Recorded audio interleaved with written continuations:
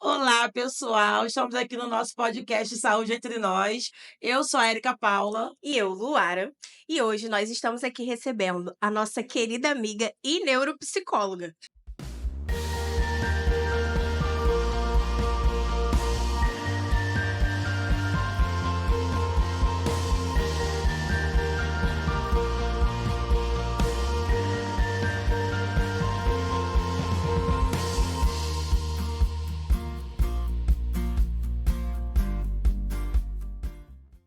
Sejam todos muito bem-vindos, é um prazer estar aqui. Eu sou Alessandra Rosa, psicóloga, me formei em 1996 pela Universidade Federal Fluminense, sou mestre em História das Ciências da Saúde pela Fiocruz, tenho especialização em psicodiagnóstico, em psiquiatria social, em terapia cognitivo-comportamental e em avaliação neuropsicológica, e mais recentemente fiz 2 cursos de atualização pelo Ministério da Saúde em prevenção de automutilação e prevenção ao suicídio. Então, ninguém melhor, doutora, do que a senhora hoje, para a gente poder falar sobre o Setembro Amarelo. A senhora já está a caráter, está linda de amarelo. Eu posso dizer que amarelo é a sua cor. Verdade. E para conversarmos sobre esse assunto, eu já vou começar com a primeira pergunta, que é: o que é o Setembro Amarelo e qual a importância dessa campanha? Setembro Amarelo é uma campanha que faz parte de uma estratégia maior dos órgãos de saúde mundiais e que são desenvolvidas pelos órgãos de saúde de cada país, em que cada mês se discute um tema que é considerado de interesse nacional e internacional. Setembro foi escolhido para prevenção ao suicídio, e se vocês perceberem, a gente tem Outubro Rosa, né? A gente tem o Novembro Azul, cada mês tem uma cor, e essa cor, obviamente, tem um sentido, ela não é escolhida aleatoriamente. No Setembro Amarelo, por que foi escolhida essa cor? A gente está falando, primeiro, de uma cor que é atenção, é alerta, Sim. né? E segundo, porque é uma cor que historicamente está relacionada com as questões que a gente vai falar aqui hoje. É muito importante que a gente tenha um mês dedicado a um tema, não quer dizer que a gente só fala desse tema nesse mês, Sim. mas a gente dá exclusividade a cada mês a um tema que a gente percebe que afeta um grande número de pessoas na população e que precisa ser esclarecido, que precisa ter orientações de como buscar ajuda, que precisa, inclusive, explicar como acontece. Bacana. E a partir de quando esse movimento tomou força? Esse movimento, especificamente, tomou força a partir da década de 90. Qual é a origem? Um jovem americano, jogador de futebol americano, a gente sabe que é um dos esportes que eles gostam muito, Sim. era um jovem bonito, popular, ou seja, aquele jovem que a gente vê em filmes e fala, ai, que legal, né? Muitos até pensam, puxa, queria ser como ele. Ele, num dia, sai de casa com um carro amarelo, conversível, lindo que ele tinha, e ele bate com esse carro propositalmente. Ou seja, ele comete suicídio. Sim. Os pais, então, no seu enterro, sugerem que os amigos presentes vão com algum símbolo amarelo, e aí vem aquele lacinho, que a gente tem o rosa, no Outubro Rosa, né? Sim. O lacinho é uma forma da gente sutilmente mostrar que a gente está aderindo àquela campanha. E, a partir dali, esses pais se empenham em falar sobre prevenção ao suicídio. Eles dizem, inclusive, que eles tinham uma percepção de que, se esse assunto tivesse sido discutido dentro da casa deles, talvez o filho deles estivesse vivo. Então, foi associado, já que setembro é o mês de prevenção ao suicídio, vamos associar, é uma história emblemática, né? Sim, sim. Porque parte, inclusive, de um estereótipo que a gente não está acostumado, que a gente acha que uma pessoa bonita, jovem, com carro popular, jamais cometeria suicídio, e é a partir daí, então, que diz, a gente tem que falar sobre o assunto. Bacana a senhora falar isso, e a senhora frisou um rapaz bem-sucedido, bonito e que cometeu esse ato. Interessante também perceber a força da família. Porque se hoje a gente está aqui conversando nesse bate-papo, é porque uma família se levantou e levantou a questão. Vamos falar sobre isso. Não é um assunto proibido, eu posso dizer para você, então, que o Perfeito. Setembro Amarelo ele vem dizendo para a gente que não é um assunto proibido, correto? Isso, não é um tabu, não deve ser um tabu. É o tabu que mata, não é a informação. Sim. Então, é um assunto como um outro qualquer. Sim. A gente tem que levar ele, falar com leveza, é isso? A gente tem que falar com clareza. Clareza. Ótima palavra. Clareza. É isso, essa é a palavra. É clareza, é esclarecimento. O medo, a ignorância, ela faz muito mal também. Sim. Né? Porque a gente age de acordo com o que a gente pensa. E aí, se eu não penso claramente sobre algo, eu ajo como eu acho que deve ser feito. E eu prejudico muito. Você falou da importância das famílias. É Sim. fundamental. Não é um assunto confortável. Sim, não é isso sim. que a gente está falando. Mas quando a gente não fala, a gente dá a impressão para os nossos membros da família que não existe. Entendi. Que não acontece. Ou se acontece, é em uma aberração, é um caso extremo. Não, não. As questões emocionais, elas acontecem no nosso quintal.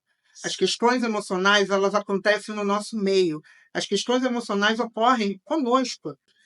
Não precisamos, para falar da prevenção do suicídio, falar do suicídio. Vamos falar como não chegar a esse ponto. Bacana.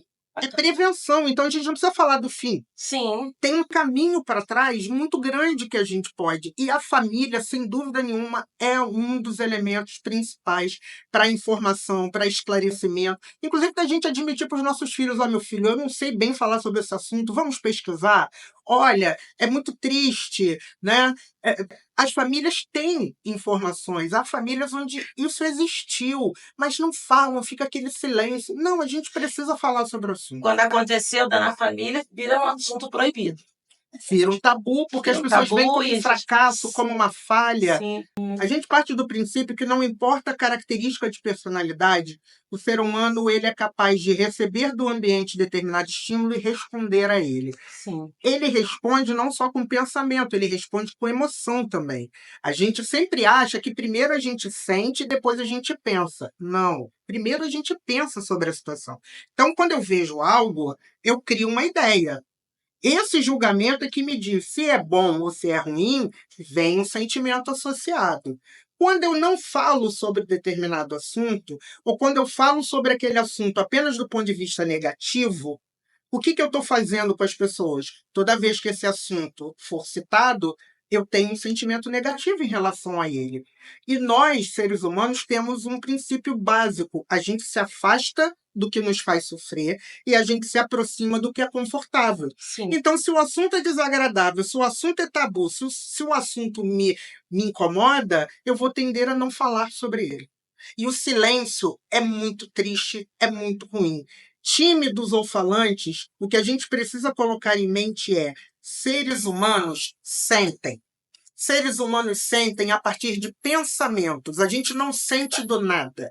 A gente sente porque a gente associou o que a gente viu, o que a gente ouviu e o que a gente viveu. Então, cada um de nós, não importa o nosso estilo de personalidade, tem alguém com quem a gente pode se abrir, tem alguém com quem a gente pode dizer, me ajuda, Sim. tem alguém com quem a gente possa perguntar, você pode me esclarecer se é uma percepção minha, sou eu mesmo que estou sentindo isso, ou você conhece alguém que sente? É dessa forma. O ser humano não nasceu para viver sozinho, nós somos sujeitos sociais, relacionais. Inclusive, muitas coisas a gente aprende sobre nós apenas quando a gente se relaciona com outras pessoas. É verdade. Doutora, e aqui a gente tem alguns dados da OMS que foram publicados em 2022. Mais de 700 mil pessoas morrem por ano devido ao suicídio, o que representa 1 a cada 100 mortes registradas. Quais são os mitos e verdades? Primeiro mito é que falar de suicídio faz as pessoas se suicidar. Segundo mito é que estatísticas sobre suicídio são específicas ou são exatas. Porque, veja, se é um assunto tabu, será que todo mundo que realmente se matou foi notificado como suicídio? Verdade. É verdade. Faz sentido. Verdade. Outra coisa é, só comete suicídio quem é mal-sucedido. Só comete suicídio quem é fracassado na vida. Só quem é feio, só quem nunca namorou ninguém, só quem não é popular. Tem nada a ver com isso, tem a ver com Sim. dor, gente. E dor, uma pessoa bonita sente dor, Sim. uma pessoa rica sente dor, uma pessoa pobre sente dor. Suicídio está relacionado com dor. Está relacionado com uma atitude extrema de se livrar de uma dor. E aí, o que a gente sugere no Setembro Amarelo é vamos falar do que a gente pode fazer para evitar uma dor tão intensa que nos leve a esse fim. Então, prevenir suicídio não é necessariamente falar do suicídio, mas é falar de tudo mais que nos traz vida. Então, esse é um outro tabu. Quando a gente está falando de suicídio, a gente está falando de vida. A gente está falando de Bacana. esperança. Porque a desesperança é que faz eu achar que nada vale a pena, inclusive a minha vida. Então, tudo que eu faço na minha vida que me faz me sentir útil, acolhido, valorizado, me afasta da ideia de que eu não valho nada, de que se eu for embora ninguém vai sentir minha falta. Eu tenho que me movimentar. Eu preciso Eu preciso viver. viver. Me movimentar, sonhar, ir atrás, não me isolar. Hoje em dia as pessoas estão muito isoladas. As redes sociais, ela isolou um pouco as pessoas. É uma percepção minha A errada. rede Ou que a social senhora... favoreceu a quem queria se isolar. Boa. Ela veio como uma justificativa. Agora eu não preciso ir porque a gente se fala por aqui. É verdade. Né? Pelo seguinte, que é um outro mito também, é o da solidão. Né? Solidão não é não ter ninguém do lado. Eu posso ter alguém sentado do meu lado e me sentir sozinho, porque eu tenho uma expectativa que essa pessoa me acolha, porque eu tenho uma expectativa que essa pessoa me atenda em alguma necessidade, e essa pessoa não tem a menor percepção do que eu preciso. Então, essa coisa de não tem ninguém do meu lado, eu estou sozinho. Não, solidão não é o problema é a sensação do desamparo. É a sensação de eu não tenho ninguém por mim. As pessoas não me entendem, tem aquela coisa. Ninguém me entende, ninguém me entende, vê. ninguém Se eu percebe. precisar de alguém, ninguém Isso me aí. atende. E aí a gente fica ali nas redes sociais, tirando aquelas fotos bonitas. Mas Exatamente. atrás da foto bonita pode ter alguém em solidão. Pode ter alguém em solidão. Vou falar nisso, doutora. Qual é a faixa etária mais afetada? Faixa etária mais afetada, lembrando, né? A gente, quando está Sim. falando de um assunto tabu, quando a gente está falando de um Sim. assunto que ainda está em processo de esclarecimento, todas as estatísticas têm que ser olhadas com uma certa relatividade. Sim. Por quê? Porque a gente está falando dos casos notificados. Ou seja, aqueles que as pessoas disseram, a morte foi essa. Né? Sim. Mas, de uma forma geral, a gente observa que é a faixa etária que a gente chama da população ativa, de 18 a 28 anos. É a idade em que a gente está vivendo, que a gente tem os maiores desafios, que a gente tem as maiores necessidades de conquista, né? Então, é uma faixa etária onde as pressões são maiores, onde as exigências são muito maiores, né? Então, realmente é uma faixa em que é muito afetada. Verdade. Doutora, e as crianças? Elas costumam ter esse tipo de comportamento para a gente poder identificar ou não? Sim, cada vez mais, principalmente com os dados clínicos, ou seja, os profissionais que atendem em consultórios, Sim. os profissionais que atendem na rede pública de saúde mental, né, têm notificado o aumento do número de casos de tentativas em faixas etárias abaixo de 18 anos. E aí é mais um tema ou é mais um tabu que a gente precisa discutir, né? Porque uma pessoa abaixo de 18 anos, será que tem um histórico de fracasso que já justificasse um comportamento como A esse? gente já Isso dá pode outro tá- tema. Pode estar relacionado com a família também? Sim. Pode estar relacionado com questões emocionais. O que me faz achar que não vale mais a pena viver, muitas vezes não depende da minha idade ou da profissão que eu tenho ou do ponto social onde eu já cheguei. Sim. Isso pode passar, sim, por como eu acho que as pessoas gostariam que eu fosse, como eu acho que eu sou, né? A expectativa que as pessoas muitas vezes têm, e as famílias têm feito muito isso, né? Então, assim, os pais imaginaram que uma carreira militar seria maravilhosa para seu filho, mas seu filho nunca pensou em ser militar. E tem pais que jogam isso para os filhos, inclusive condicionando ao afeto. Ou seja, muitas vezes os filhos têm uma sensação de que se eles não cumprirem exatamente aquele plano que os pais fizeram, eles não serão amados. Bacana. Doutora, antes de cometer o ato, assim, né? A gente percebe alguns sinais. Sim. A senhora tem como dizer Sim. pra gente quais seriam esses sinais? Vamos partir do princípio que o ponto final é quando você diz não há mais nada pelo qual lutar, não há mais nada pelo qual viver, não tem mais nada que sirva. Ou eu acho que eu não tenho valor para ninguém, então se eu não estiver aqui, ninguém vai sentir minha falta. ou até o que é mais grave, que acontece muito no pensamento das crianças e adolescentes. Se eu não estivesse aqui, meus pais não brigariam tanto, meus pais não trabalhariam tanto, minha mãe não estaria tão cansada. Esse é o fim. A gente tem que observar o seguinte: um dos principais sinais de alguém que está entrando, vamos dizer, no caminho da desesperança, que é aquela pessoa que olha para frente e não vê mais nada, então diz, eu posso ficar aqui, ok? É quando essa pessoa começa a perder o vínculo com aquilo que ela gosta. Então, é uma pessoa que sempre fez uma determinada atividade. Fulano jogava futebol todo final de semana. Tem 2 meses que você fala, ué, não vai jogar futebol? A pessoa fala, não. Aí tu fala, ué, mas por quê? Você gostava tanto? É. Sabe? É aquela pessoa que mudou o comportamento. Era uma pessoa extremamente falante, extremamente acolhedora, e você começa a perceber que é uma pessoa que só está ali. Tem algo ali. Vamos falar, nem todos os caminhos de uma desregulação emocional ou de um problema emocional vai levar para esse ponto final, Sim. que é uma outra coisa que a gente também precisa desmistificar. Tristeza é uma coisa, depressão é outra, e chegar lá na desesperança é outra. São passos, e é por Só isso tem um que a gente caminho. e é por isso que a gente está falando que a prevenção é evitar chegar no final. Tem vários passos que a gente pode chegar. A gente observa a mudança de comportamento. Quando você observar mudança de comportamento, seja nos seus filhos, é uma criança que sempre dormiu muito e de repente não está dormindo muito. É uma criança que tem sono agitado, agora ela deita na cama e dorme que parece uma pedra. São mudanças. É isso que a gente tem que Ela ter um falava olhar. muito, E agora ela não parou tá de falando falar. nada. E aí eu não posso dizer que é frescura. Não. Ai, garoto chata, fresco, vai bobeira, E, levanta e vai e, trabalhar. e tem o oposto também, que é um outro mito que a gente tem, que é o seguinte: são pessoas que eram totalmente retraídas, tímidas, mais quietas, e que de repente aquelas pessoas do vamos lá, gente! Vamos lá! Você fala, o que é isso, gente?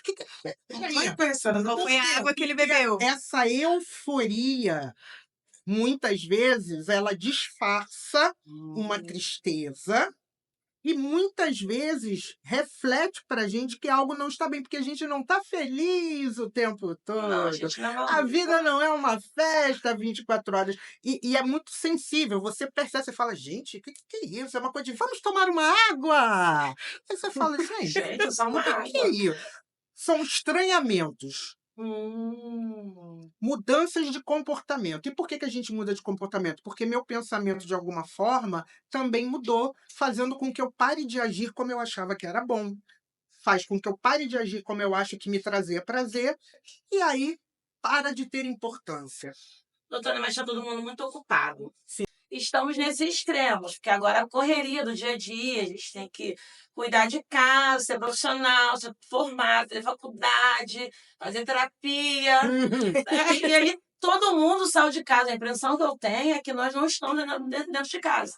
Então, quando a gente não está dentro de casa, como é que eu vou observar o meu filho ou a pessoa? Não pode ser meu filho, pode ser meu esposo, né? Como observar, porque antigamente a mulher ficava lá para receber o esposo. E agora eu posso chegar em casa e meu esposo está deitado dormindo. Porque todo mundo vai levantar no outro dia, 5 horas da manhã, para começar o dia. Então, a gente acaba perdendo a empatia. A impressão que eu tenho é que nós estamos presos de nós mesmos e perdemos a empatia. Então, o outro está até dando um sinal e eu Mas a não gente estou não tá percebendo. percebendo esse sinal que o outro está dando. Então, como é que eu posso fazer? A correria, ela sempre existiu, ela é dos tempos, né? E aí eu acho que a gente tem que ir para uma outra discussão, que é exatamente propósito. Assim como a gente falou que você talvez tenha que querer que seu filho seja feliz e não dizer para ele como ele vai ser feliz, a gente também precisa pensar o seguinte: formar uma família é uma responsabilidade. Se você não está pronto, se você não tem tempo, não faça. Porque uma vez que você faz, a responsabilidade ela vem junto. Ou seja, você está correndo, mas será que não tem uma refeição que a família pode fazer junto? Nós não tínhamos televisão nos quartos. Hoje, praticamente cada quarto é um apartamento, né? Mas eu, na minha casa, posso dizer, olha só, tudo bem, estamos correndo o dia inteiro, mas a janta todo mundo vai jantar. Ah, não, durante a semana não dá para jantar, mas domingo não está todo mundo em casa, é o café da manhã.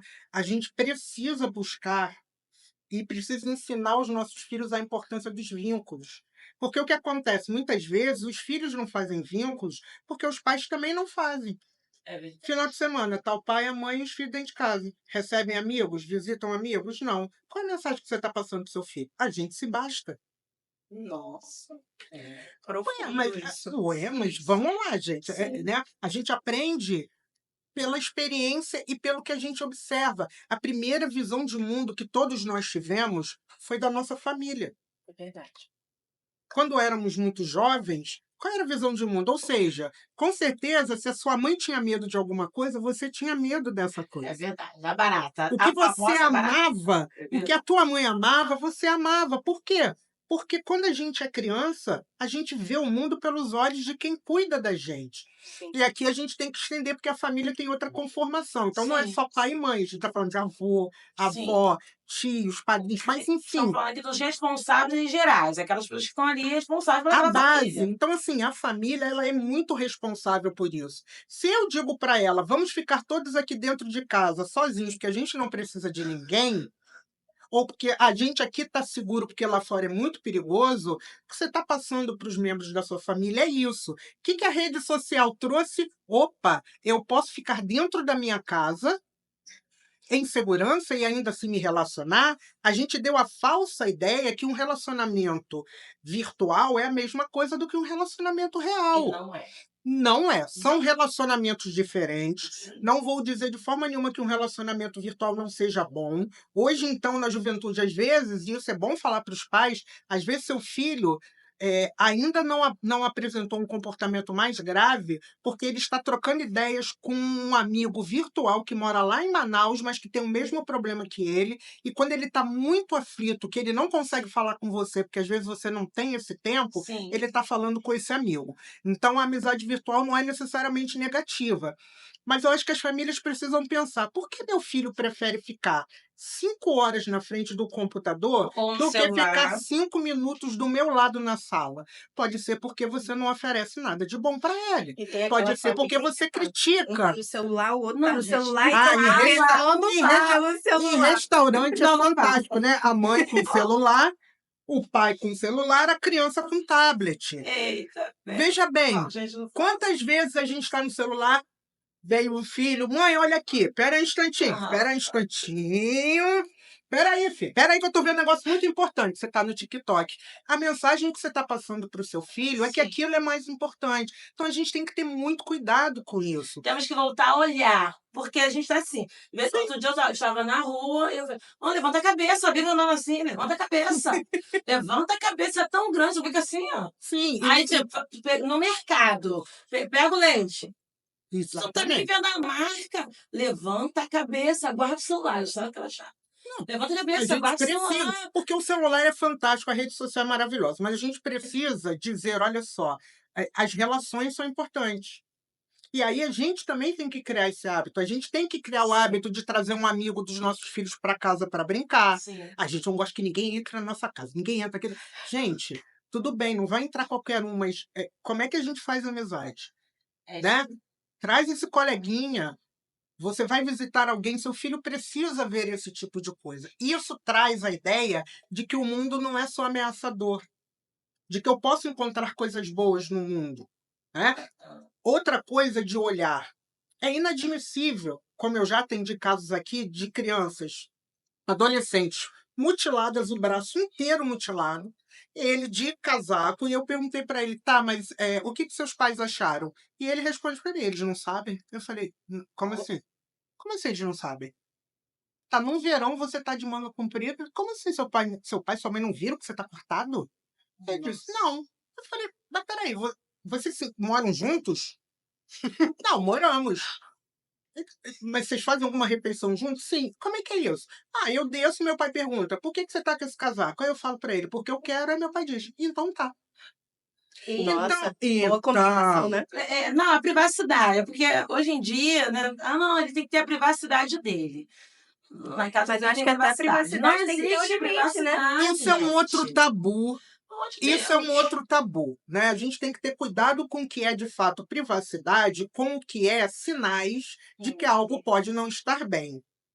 Eu tenho que estranhar, num verão senegalês que a gente tem no Rio de Janeiro, meu filho tá com um capuz e manga comprida. Não é uma questão de privacidade, mas é falar, meu filho, Você está sentindo alguma coisa? Porque você deve estar com frio, deve estar com febre, vamos ao médico. Sim. Eu não posso simplesmente aceitar que ele diz, eu estou usando porque eu gosto, e eu digo, então tá, e a gente continua fazendo uma refeição. O que está acontecendo é que a gente está, de fato, não sei se é empatia, mas nós estamos perdendo a noção de que as pessoas são seres humanos como nós.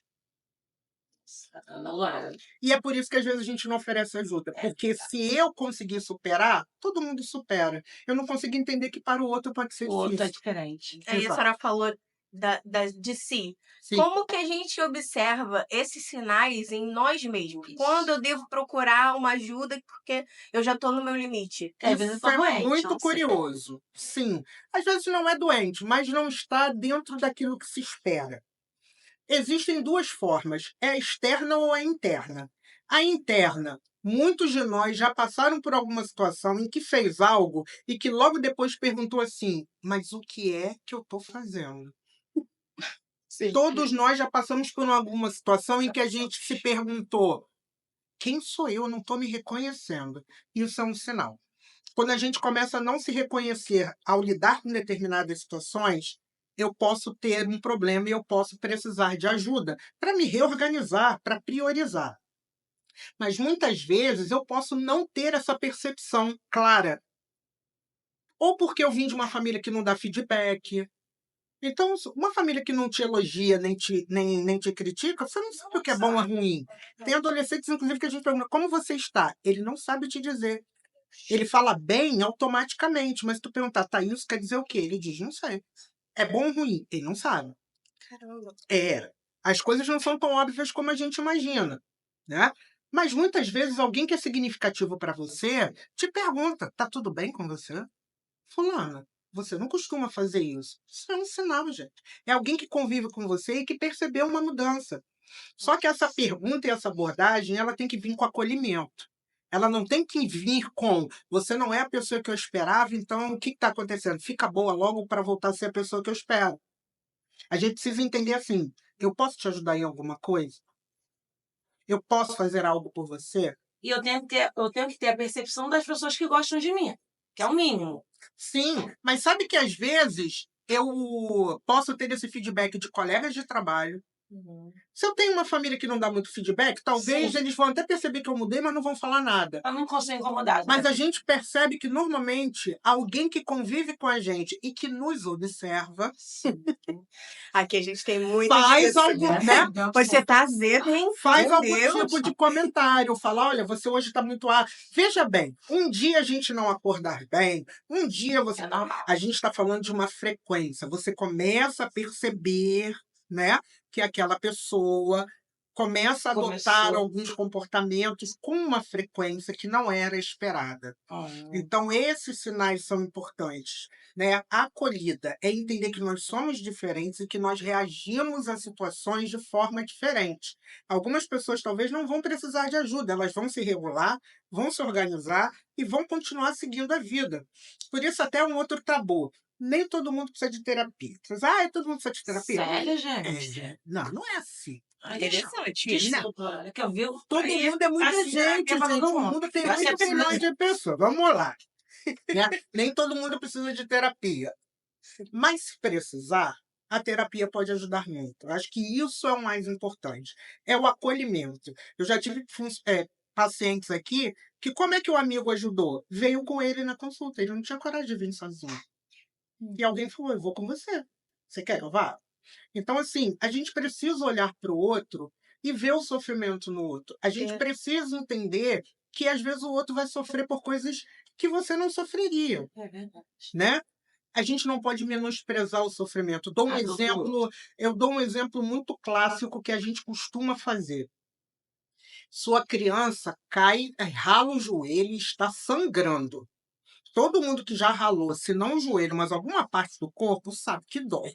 A não ser que você tenha uma questão sensorial que não sente nada. Mas você for, o que a gente às vezes faz? Levanta, tá doendo não foi nada. Gente, você tá menosprezando. Não, vamos lá, tô falando do ponto de vista psicológico. E se isso é frequente, você começa a normalizar a dor, começa por aí. Então é uma pessoa que vai sofrer muito achando que é normal. Isso me leva, Sim. às vezes, lá no final, porque eu só sofro, tem uma hora que eu digo, não aguento mais. Né? Eu minimizo o sofrimento dele porque a criança pensa, mas está doendo? Como assim não está doendo? Eu deixo a pessoa confusa sobre a percepção de sentimentos dela e eu estou dizendo que aquilo que ela está sentindo não é nada.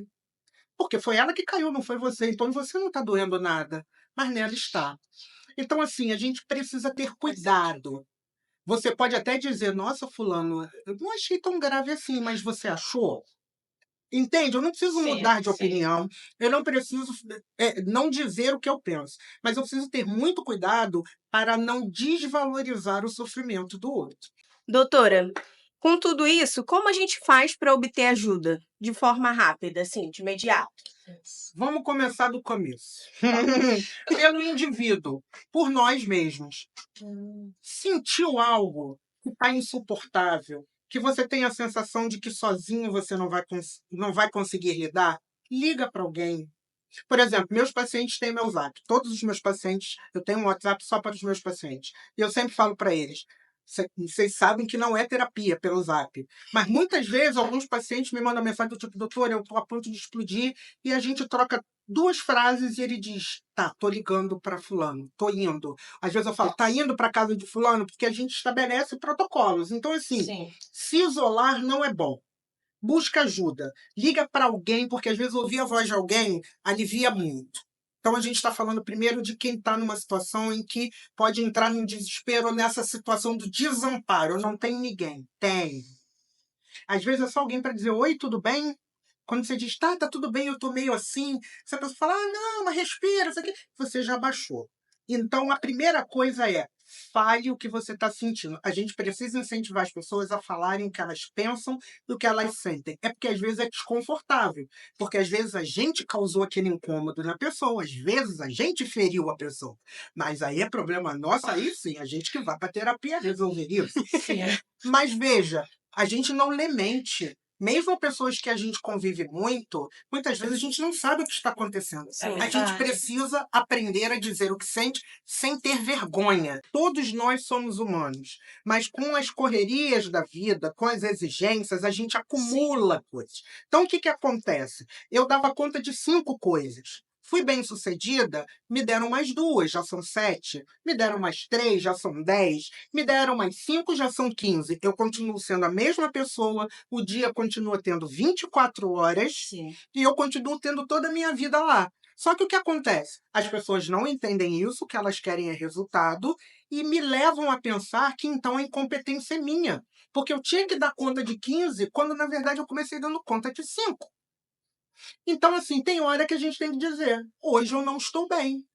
Oi, gente, chega no trabalho e fala, gente, hoje eu tô meio murcho, hein? Se eu não falar muito, liga não. É hoje. Não é sobre você. Não é sobre você, é sobre Sobre mim. mim. É Né? sobre mim. A gente precisa aprender a dizer, gente, hoje não tá um dia legal. Você ouve uma história que te mobiliza, aconteceu algo com você que te mobilizou muito. Gente, essa É normal. é inclusive o que a gente chama de felicidade tóxica.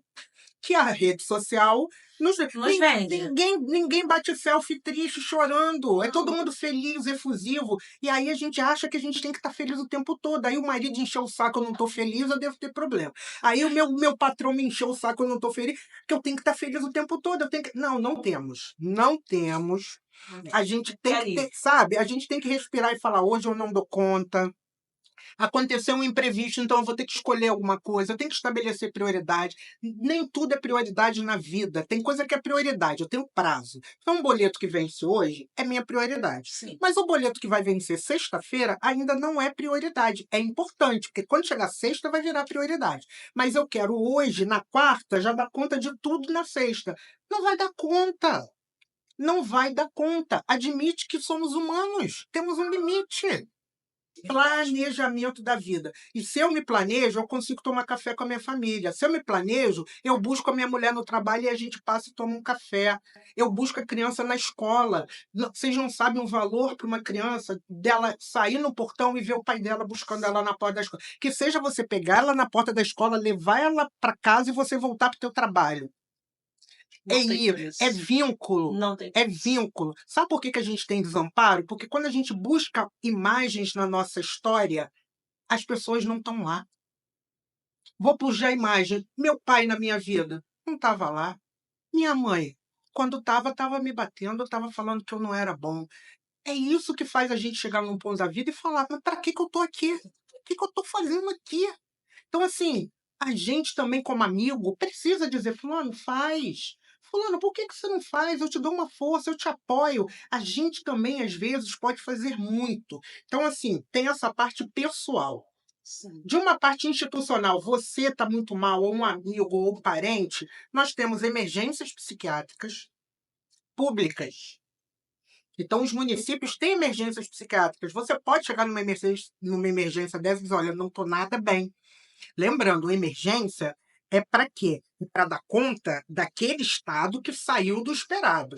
Você não vai fazer tratamento lá. É como qualquer um de nós. Se a gente vai na UPA, eles não vão tratar o nosso problema. Eles vão tirar a dor, se é o caso. Sim. Enfim, então uma emergência psiquiátrica é um acolhimento. Você pode tomar um calmante, você vai tomar alguma coisa, mas vai ser orientado para que você faça um tratamento. Mas você se deslocar ou levar alguém para um lugar desse, é um lugar mais preparado para receber alguém de uma desregulação emocional.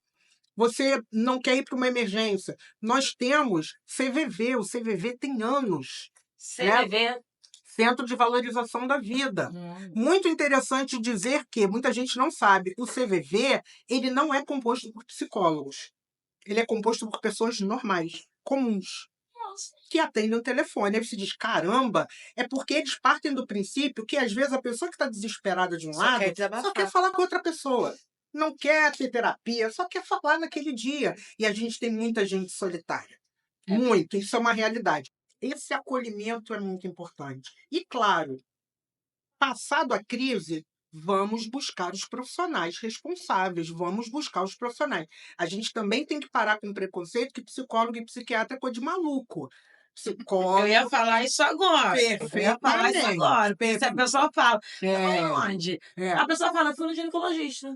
Eu fui no cardiologista, eu fui no Isso. clínico geral. Numa boa, mas quando é psiquiatra, eu fui no médico ali. Não é? Porque os Qual? amigos caem na pele Porque também. e a zoeira? E a zoeira que a Tá pessoa ficando vai ter? maluco, né? Ah, eu sabia que você era maluco, a gente tinha falado. Porque a Perfeitamente. gente tem essa zoeira maldosa. A zoeira. gente tem uma visão de que os problemas da mente são muito diferentes dos problemas do corpo, como se a mente estivesse fora. É. A mente faz parte do corpo, gente. Então, cada médico cuida de uma parte do corpo. O ortopedista está no osso, o cardiologista está no coração, o psiquiatra está na cabeça, gente. Então, assim, dependendo da parte do corpo que está com o problema, você vai no médico responsável por aquela parte do corpo. O psiquiatra é exatamente para as questões emocionais. E as pessoas perguntam: por que psiquiatra e psicólogo? Nós temos um trabalho em conjunto e nós trabalhamos muito em parceria, né? Como o psicólogo não é médico, ele não prescreve medicação. E alguns quadros precisam da medicação até mesmo para tirar essas pessoas de uma situação em que elas não conseguem tomar decisões. Então, se de uma forma geral eu posso acessar alguém que me dê um apoio naquele momento de desespero, eu faço. Mas a partir dali, procure um profissional especializado. Procure um psiquiatra, procure um psicólogo. A gente precisa de muitas coisas na nossa vida que nos fazem achar sentido, mas cada coisa em seu lugar. O profissional que pode orientar, né, os profissionais que podem te orientar em relação a esse ponto final que a gente o tempo todo falou nesse podcast que a gente quer evitar, são psiquiatra e psicólogo. Ponto. Todo o resto vai ter o seu lugar, mas não são ajuda profissional. Bacana, doutora. A gente está caminhando para o nosso final, esse bate-papo maravilhoso. Doutora, é um prazer ter aqui. Com certeza. Para mim é um prazer também. A gente tem que esclarecer, né? Não, é maravilhoso. Poder falar e sem tabu e sem medo. Sem medo. Que hoje eu vou chegar em casa, falar sem medo. Perfeito. Conversar sem medo com a minha família. A gente precisa falar sobre o assunto. E em família, por que não ver um programa desses juntos? E ali você diz: meu filho, o que você acha? Nossa, meu filho, faz seus comentários, fala: nossa, e a menina bonita, né? Por que será? E aí você consegue trazer esse assunto como outro qualquer que é importante. Aí você fala de drogas, aí você fala de sexo, que são outros assuntos incômodos e tabus também. Mas que quando a gente não fala, é uma sensação de que não existe nada no mundo e a gente está vendo que existe e a gente fica muito confuso. Então, esclarecer é fundamental. Não esqueçam disso. Ignorância mata. Nossa, isso aí. Ignorância é verdade. mata. Então, a gente precisa buscar ajuda. Bacana. E qual mensagem a senhora gostaria de deixar para as pessoas que estão nos vendo, nos ouvindo nesse momento? Tem um princípio que eu gosto de falar muito para os meus pacientes, que é o seguinte: a cura nunca está no mesmo lugar que te adoece. Quando algum lugar te faz mal, ou você percebe que ali te incomoda, busque ajuda. Inclusive, alguns símbolos da campanha do Setembro Amarelo é um coraçãozinho amarelo dizendo: peça ajuda. Porque tem esse tabu. Como a gente tem que estar bem o tempo todo, a gente é obrigado a ser feliz e estar bem, a gente fica com vergonha de dizer que não está bem, de pedir ajuda. Né? Então, assim, se a gente não fizer algo diferente, a gente vai continuar sofrendo os mesmos males que a gente sofre. Se a gente não fizer mudanças na nossa vida, nós vamos continuar sofrendo. É só você pensar, quando você está gripado, você tem que mudar hábitos. Quando você é hipertenso, você tem que mudar hábitos. Não adianta só tomar o remédio, não adianta só mudar a dieta, é um conjunto. Os problemas mentais e as desregulações emocionais, elas seguem o mesmo princípio. Então, não adianta você achar que você vai resolver sozinho e que ficando parado, magicamente, as coisas vão se resolver. A cura nunca está no mesmo lugar que te adoece. É preciso se mexer, é preciso se movimentar, é preciso admitir que pode ter um lugar melhor para você, não aquele que você está. Bacana, obrigada, doutora. Claro. É o verdadeiro sair da zona de Já, conforto, isso aí. né? Então, ó, movimente. Vá procurar ajuda porque está tudo bem.